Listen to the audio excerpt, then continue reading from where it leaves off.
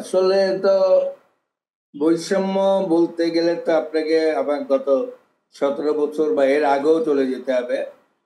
তো সেজন্য আমি বৈষম্য তো বলেছিলাম এখন স্বাধীনতা হয়নি। 54 বছর পরেও কেন শিক্ষকরা বঞ্চিত বলছি লাঞ্ছিত, সেই এটা জন্য বলছি। আমি জাতির শিক্ষক হিসাবে সবার প্রতি ওদের প্রতি আমাদের সম্মান আছে।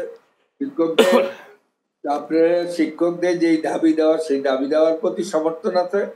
তবে আমার একটা এখানে কথা আছে যে শিক্ষকরা যখন দাবি আদায় করতে যাবেন তখন তারা কিন্তু সুশৃঙ্খল রাস্তাঘাট তারা আটকিয়ে রাস্তাঘাট দাবি করা, আবার প্রেস ক্লাবের সামনে যেভাবে এখন যেই একটা বিশৃঙ্খল বিশৃঙ্খল অবস্থা সবসময় সৃষ্টি হয়, এটা কিন্তু আমাদের আবার কাম্য না। এটা কারো কাম্য না, কারণ এটা দিয়ে একটা সমগ্র ঢাকা শহর অচল হয়ে যায়। তা আমাদের যারা শিক্ষকরা আছেন তাদের প্রতি সম্মান জানিয়ে বলবো যে দাবি দেওয়া আদায় করবেন। এখন মাত্র এই বর্তমান অন্তর্বর্তী সরকার 1 বছর হলো, তাদের পক্ষে যতটুকু কতটুকু সম্ভব হচ্ছে জানি না আপনাদের প্রতি। তবে তারা তো কিছু কিছু দাবি দেওয়া আদায়ের চেষ্টা করছেন।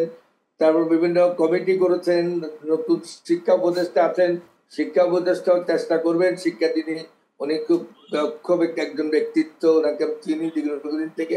উনি আমার মনে হয় ওদের দাবি দেওয়ার প্রতি আপনারা সহনশীল হবেন।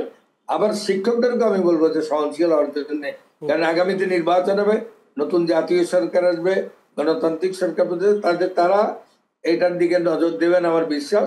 তবে এখন আমি যে দাবি দেওয়া ওনারা আজকে বলেছেন দাবির কথা, সেটাকে আপনাদের ওনাদেরকে একটু লিলেন ভিত্তি চিন্তা করতে হবে। কারণ জাতির উপরে এখন এই মুহূর্তে যদি 250 কোটি টাকা বছরে এক শিক্ষকদেরকে দিতে হয়, তাহলে অন্য পেশারও আছে, সাংবাদিকরা আছে, শিল্প কারখানা শ্রমিক আছে, আপনার সবাই কিন্তু আবার একদিকে আবার ঝুঁকে পড়বে।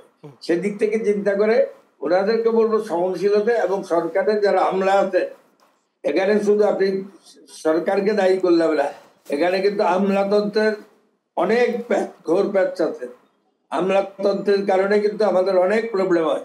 আমলারা যারা ক্ষমতায় আছেন, বসেন, চেয়ারে আছেন, তাদেরকে এই ব্যাপারে সঠিক সিদ্ধান্ত নিতে হবে যে কিভাবে আপনারা এই শিক্ষকদের মান উন্নয়ন করার জন্য, শিক্ষা ব্যবস্থার উন্নয়ন করার জন্য এই শিক্ষকদের দাবি যাতে পূরণ করতে